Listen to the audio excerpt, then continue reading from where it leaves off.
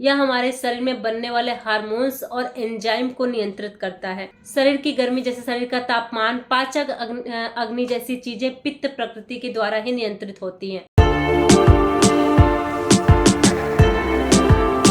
नमस्कार, मैं कुसुमलता। स्वागत है आप सभी का मेरे इस प्यारे से परिवार के लता के साथ। मैं आशा करती हूँ आप सभी स्वस्थ, सुखी और सुकून से और अपने लाइफ के प्रति पॉजिटिव हैं। तो पिछली वीडियो में मैंने शेयर किया था पित्त प्रकृति के शारीरिक मानसिक लक्षण और उनकी समस्या। आज की वीडियो में हम जानेंगे पित्त प्रकृति की समस्या और उसके समाधान के बारे में। तो क्या समाधान है पित्त प्रकृति के लोगों को की समस्या और उनके समाधान के बारे में कंप्लीट इन्फॉर्मेशन मैं इस वीडियो में आपको दूंगी।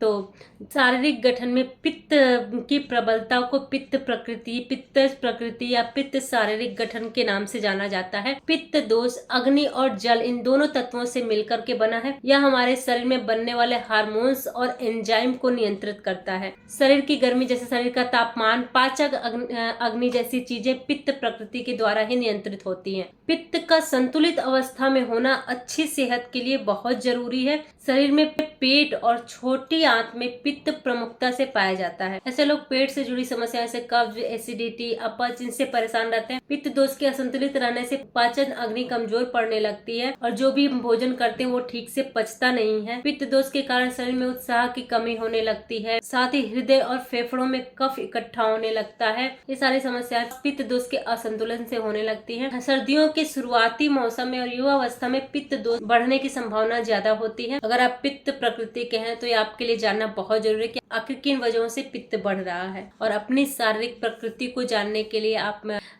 नो योर बॉडी टाइप वाला वीडियो भी आप पूरा देख सकते हैं। वात प्रकृति पर, पित्त प्रकृति पर ऑलरेडी मेरी वीडियो मौजूद है, उसे भी आप देख सकते हैं। केवल पित्त के प्रकोप से होने वाले बीमारियों की संख्या 40 बताई गई। जान लेते पहले पित्त के गुण क्या है। चिकनाई, गर्मी, तरल, अम्लता और कड़वा पित्त के लक्षण है। पित्त पाचन और गर्मी पैदा करने वाला और कच्चे मांस जैसी बदबू पैदा करने वाला होता है। विषम दशा में पित्त का रस कड़वे स्वाद वाला होता है, जबकि सम दशा में यह खट्टा होता है और रंग में नीला होता है। पित्त प्रकृति के लोगों की कुछ खास विशेषताएं होती हैं जिन्हें देख करके आप अंदाजा लगा सकते हैं कि यह व्यक्ति प्रकृति का है या उनको आसानी से पहचाना जा सकता है। इसके बारे में मैंने कंप्लीट वीडियो बना रखी है, आप वहां जाके चेकआउट कर सकते हैं। अगर आपको डिटेल इन्फॉर्मेशन चाहिए, मोटा मोटी मैं यहाँ बता देती हूँ। अगर शारीरिक विशेषताओं की बात करें तो पित्त प्रकृति वाले मध्यम कद काठी के होते हैं, कोमल होते हैं। मांसपेशियों और हड्डियों में इनकी कोमलता होती है। त्वचा का रंग साफ होता है और त्वचा पर तिल मस्से होना पित्त प्रकृति के लक्षण है। इसके अलावा बालों का सफेद होना, बाल गंजा होना, कम उम्र में बालों का झड़ना, शरीर के अंगों जैसे नाखून, पैर के तलवे, आंखों का काला होना। पित्त प्रकृति के मानसिक या पित्त प्रकृति के लोगों के स्वभाव के बारे में बात करें तो ये बहुत ही उग्र स्वभाव के होते हैं, बहुत जल्दी गुस्सा हो जाते हैं, तीव्र बुद्धि के होते हैं। तो अब जान लेते हैं कि पित्त बढ़ता क्यों है, पित्त बढ़ने के कारण क्या क्या। ये तो हो गए पित्त प्रकृति के लक्षण, पित्त प्रकृति के शारीरिक मानसिक लक्षण जो मैंने इन शॉर्ट में बता दिया। आप डिटेल में जाकर के वीडियो में देख सकते हैं। अब जानते हैं पित्त बढ़ने के कारण क्या है। जो लोग चटपटे, नमकीन, तीखे पदार्थ का सेवन ज्यादा करते हैं उनको पित्त बढ़ने की समस्या होती है। फास्ट फूड्स के ज्यादा सेवन से भी पित्त की समस्या होती है। ज्यादा मेहनत करना, मानसिक तनाव और गुस्से में रहना ये भी पित्त बढ़ने का एक कारण हो सकता है। ज्यादा मात्रा में शराब का सेवन करने से भी पित्त की समस्या बढ़ सकती है। सही समय पे खाना ना खाना, भूख ना लगना, बिना भूख के ही भोजन करना और फिर जरूरत से ज्यादा भोजन करना, ये सभी पित्त के बढ़ने का कारण हो सकते हैं। ज्यादा सेक्स करना, तिल के तेल का ज्यादा उपयोग करना, दही, छाछ, मट्ठा इन सब चीजों का बहुत ज्यादा उपयोग करना, सेवन करना, गोह, मछली, भेड़, बकरी के मांस का सेवन करने से भी पित्त की समस्या बढ़ सकती है। तीखा, स्पाइसी, मिर्च, मसाला ये सब खाने से भी पित्त की समस्या बढ़ सकती है। अगर आपको भूख लगी हो फिर भी आप भोजन नहीं कर रहे हैं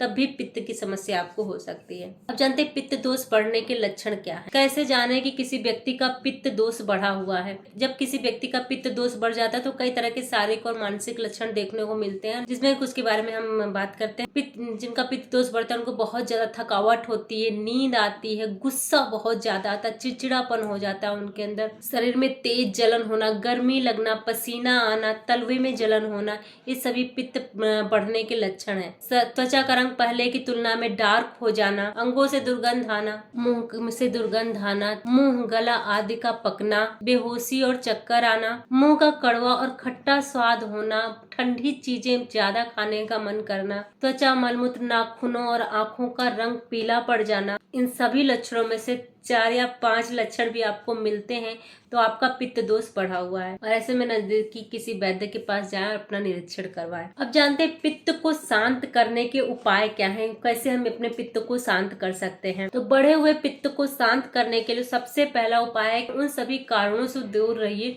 जिनकी वजह से पित्त बढ़ रहा है। खान पान और अपनी जीवन शैली में सुधार करके भी आप अपने पित्त दोष को ठीक कर सकते हैं, उसमें काफी हद तक आराम मिल सकता है आपको। इसके अलावा कुछ चिकित्सकीय प्रक्रियाओं की मदद से भी आप अपने पित्त प्रकृति को ठीक कर सकते हैं। पित्त का मतलब अग्नि होता है। पित्त वालों को अग्नि से संबंधित समस्याएं ज्यादा होती हैं, इसलिए उन्हें ठंडी चीजों का प्रयोग करना चाहिए और ठंडी जगहों पे रहना चाहिए, ठंडे माहौल में रहना चाहिए। बढ़े हुए पित्त को शांत करने के लिए विरेचन बहुत अच्छी प्रक्रिया होती है। विरेचन मतलब पेट साफ करने की जो औषधियाँ होती है वो सबसे अच्छी होती है। वास्तव में जब पित्त बढ़ता है तो शुरुआत में ये अमाशय और ग्रहणी में ही इकट्ठा होता है और ये पेट साफ करने वाली औषधियाँ वहाँ पहुँच करके जमा हुए पित्त को निकालने में मदद करती है। अब जानते हैं पित्त को संतुलित करने के लिए क्या खाएं। अपनी डाइट में इस बदलाव ला करके आप बहुत ही आसानी से अपने पित्त को शांत कर सकते हैं, सम कर सकते हैं। अब जानते हैं पित्त के प्रकोप को शांत करने के लिए क्या क्या चीजें हमें खानी चाहिए। सबसे पहला शुद्ध घी। शुद्ध घी पित्त का शमन करने के लिए सर्वश्रेष्ठ औषधि मानी गई है। जी हाँ, शुद्ध घी का सेवन आपके बढ़े हुए पित्त को शांत करने में बहुत ही लाभकारी होता है। इसे पित्त को शमन करने वाला भी कहा जाता है। पित्त शुद्ध घी की प्रकृति ठंडी होती है और ये आपके जो भी पित्त बढ़ा हुआ उसको शांत करने में मदद करती है। तो अगर आपको पित्त दोष की समस्या है तो अपने खाने में शुद्ध घी का प्रयोग जरूर करिए। कहीं भी जलन हो रही है तो वहाँ पे शुद्ध घी का से मालिश करिए। अगर आपके हाथ के तलवे में, पैर के तलवे में जलन हो रही है तो आप वहाँ शुद्ध घी का से मसाज करिए, तो जलन को शांत करने में भी मदद करती है शुद्ध घी। गोभी, खीरा, गाजर, आलू, शिमला मिर्च, हरे पत्तेदार सब्जियां सभी पित्त का शमन करने में मदद करती हैं। सभी तरह के दालों का सेवन करें। एलोवेरा जूस, अंकुरित दाल, अंकुरित अनाज, सलाद, दलिया, इन सभी चीजों का सेवन जरूर करें।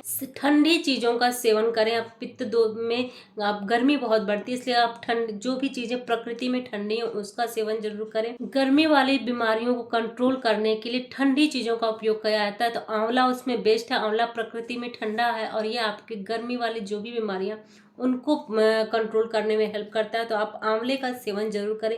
अगर आप पित्त प्रकृति के हैं, आप किसी भी फॉर्म में आंवला खाइए, परंतु खाइए या तो कैंडी बना लीजिए या फिर आप उसका अचार बना लीजिए, मुरब्बा बना लीजिए, किसी फॉर्म में आप आंवला खाइए। मीठे में खाएंगे तो और जल्दी आपको पित्त प्रकृति में फायदा मिलेगा। पित्त वालों के अंदर प्राकृतिक गर्मी होती है जिसकी वजह से उनके पसीना बहुत आता है और पसीने से बदबू भी बहुत होती है, तो आयुर्वेद में उपटन करने के लिए कहा गया है और चंदन का लेप भी कर सकते हैं। चंदन का लेप आपके शरीर से जो बदबू आ रही है उसको भी हटाने में मदद करेगा, आपके शरीर को ठंडा भी रखेगा, कूलिंग इफेक्ट देगा और पित्त को शांत करने में मदद करेगा। और पित्त प्रकृति वालों को खाना खाने से पहले बेल पत्र की जो बेल की पत्तियां होती हैं वो 3 से 4 पत्तियां चबा कर खाएं तो भी पित्त को शांत करने में मदद करती हैं। बेल की पत्तियां बहुत ही ठंडी तासीर की होती है, इसीलिए शिव जी को चढ़ाई भी जाती है और उसका सेवन आप करें तो पित्त को शमन करने में मदद करता है। कड़वा रस भी पित्त वालों के लिए बहुत अच्छा है। करेले की सब्जी आप शुद्ध घी में बनाकर खाएं तो वो पित्त प्रकृति के लोगों के लिए बहुत फायदेमंद है। नीम का दातुन करना फायदेमंद है। नीम के पत्ते खाना बहुत फायदेमंद है पित्त प्रकृति के लोगों को, और पित्त प्रकृति में परवल भी बहुत फायदेमंद है। कसैला रस भी पित्त प्रकृति वालों के लिए बहुत अच्छा है। जैसे आंवले का जो पहला रस होता है वो कसैला होता है, आंवला का सेवन भी कर सकते हैं। पित्त प्रकृति वालों को मक्खन का सेवन जरूर करना चाहिए। मक्खन पित्तनाशक होता है, जिनको भी पित्त की प्रॉब्लम है उनको मक्खन का सेवन जरूर करना चाहिए। पित्त प्रकृति वालों को दूध का सेवन भी करना चाहिए। दूध प्रकृति में ठंडा होता है तो उनके लिए दूध का सेवन भी बहुत फायदेमंद होगा। ये तो हो गई पित्त प्रकृति वालों को क्या खाना चाहिए। पित्त प्रकृति वालों को क्या नहीं खाना चाहिए, अब उसके बारे में जान लेते हैं। खाने पीने की कुछ ऐसी चीजें जिनकी वजह से पित्त दोष बढ़ता है, उसमें है पित्त दोष में काली मिर्च, मूली और कच्चे टमाटर खाने से बचना चाहिए। तिल के तेल और सरसों के तेल का उपयोग बहुत कम करना चाहिए। इसकी जगह आप शुद्ध घी में भोजन बनाकर खाएं, वो आपके लिए ज्यादा फायदेमंद है, क्योंकि तिल का तेल बहुत ज्यादा गर्म प्रकृति का होता है, आपके पित्त को बढ़ाने का काम करता है। तिल का तेल अवॉइड करिए। काजू, मूंगफली, पिस्ता, अखरोट और बिना छिले हुए बादाम, इनको अवॉइड करिए। संतरे के जूस, टमाटर के जूस, कॉफ़ी और शराबी चीज़ों से परहेज रखें। ये सारी चीज़ें पित्त को बढ़ाने का काम करती हैं। गरम मसाला, फास्ट फूड का सेवन आपके पित्त को बढ़ाने का काम करता है। तीखी और मसालेदार चीज़ें आपके पित्त को बढ़ाने का काम करती, तो इनसे दूर रहें। तो ये तो हो गए क्या नहीं खाने चाहिए। अब जानते हैं अपने जीवन शैली में ऐसा हम क्या बदलाव करें कि हम अपने पित्त दोष की समस्या को कुछ सही कर सकें और पित्त दोष हमारा बढ़े ना, सम अवस्था में रहे। तो किसी भी चीज़ को सिर्फ खान पान से नहीं, अपनी जीवन शैली में सुधार करना भी उतना ही जरूरी है जितना आपके खान पान में सुधार करना जरूरी है। अगर आपकी दिनचर्या, आपकी जीवन शैली खराब रहेगी तो आपका खान पान भी उतना वर्क नहीं करेगा बीमारी में। तो अपनी जीवन शैली को जरूर सुधारिए, चाहे कोई भी प्रॉब्लम हो, कोई भी बीमारी हो। जीवन शैली में आता है कि आपको पित्त प्रकृति वालों को ठंडे चीज़ों से, तेलों से मसाज करना चाहिए। अगर आपको मसाज करना है तो आप ठंडे तेल का उपयोग करिए, उससे मसाज करिए तो शरीर की गर्मी थोड़ी शांत होगी। और पित्त वाले ऐसी जगह रहें जहाँ झरना ज़्यादा हो, जो जगह ठंडी हो, प्राकृतिक जगह पे रहना पित्त प्रकृति वालों के लिए अच्छा माना जाता है। पित्त वालों के लिए बेस्ट है चंद्रमा की रोशनी। चंद्रमा की रोशनी बहुत ही शीतल होती है, आपके दिमाग को शांत करती है, आपके शरीर की गर्मी को शांत करने में मदद करती है। तो चंद्रमा की रोशनी में आप डेली 1 घंटा जरूर बिताएं अगर आप पित्त प्रकृति के हैं तो। मधुर संगीत सुने। पित्त प्रकृति के लोगों को मधुर सॉफ्ट म्यूजिक सुनना चाहिए और रोजाना कुछ देर छाये में टहले। धूप में टहलने से बचें, बहुत ज्यादा धूप से बचें आप। और पित्त प्रकृति वाले लोगों के अंदर बहुत एनर्जी होती है, तो उनको बच्चों के साथ अपने उस एनर्जी को खर्च करना चाहिए। बच्चों की आवाज़ बहुत मीठी होती है, सॉफ्ट होते हैं बच्चे, तो बहुत प्योर होते हैं वो। तो वो उनके साथ आप समय बिताएंगे तो आपके अंदर का वो जो एग्रेसिव नेचर है वो खत्म हो जाएगा और आपकी जो एनर्जी है वो भी थोड़ी कम होगी, वो भी थोड़ी बैलेंस होगी। ठंडे पानी से पित्त प्रकृति वालों को रोजाना स्नान करना चाहिए और पीने के लिए भी ठंडे पानी का ही सेवन करें। ठंडा पानी मतलब फ्रिज का नहीं, घड़े के ठंडे पानी का उपयोग करें, वो आपके लिए पित्त को सम अवस्था में रहने में फायदेमंद है, रखने में फायदेमंद है। मन को शांत करना भी बहुत जरूरी है। पित्त प्रकृति वालों का मन अशांत रहता है, गर्मी रहती है दिमाग में बहुत ज्यादा, तो ऐसे में आपको प्राणायाम करना बहुत जरूरी। योगा करिए, प्राणायाम करिए ताकि आपका मन शांत हो। मेडिटेशन करिए। सुगंधित और ठंडी चीजों का उपयोग। सुगंध पृथ्वी महाभूत का गुण है, सभी तरह की सुगंधित चीजें पृथ्वी महाभूत को रिप्रेजेंट करती हैं। पित्त वालों को सुगंधित चीजों के साथ रहना चाहिए। पित्त का नाश करने में मदद करती है, पित्त को समन करने में मदद करती है। ऐसे में अगर आप चंदन का लेप कर रहे हैं तो वो भी आपके लिए बहुत फायदेमंद है। तो ये तो हो गई पित्त प्रकृति वालों की समस्याएं, उनको क्या समस्याएं होती हैं, उनके लक्षण, कारण, उपचार, ये सारी चीजें हो गई। आप अपने जीवन शैली में क्या चेंजेस कर सकते हैं, ये सारी इन्फॉर्मेशन मैंने इस वीडियो में कवर कर ली है। तो आज के लिए बस इतना ही। वीडियो आपको कैसा लगा कमेंट करके जरूर बताइएगा और वीडियो अच्छी लगी हो तो अपने फ्रेंड्स और फैमिली में शेयर जरूर करिए। चैनल को सब्सक्राइब करना बिल्कुल मत भूलिएगा। तब तक के लिए धन्यवाद। अगर आप मेरे चैनल पे नए हो, मेरा चैनल पहली बार देख रहे हैं तो आपसे विनम्र निवेदन है चैनल को सब्सक्राइब कर लीजिए।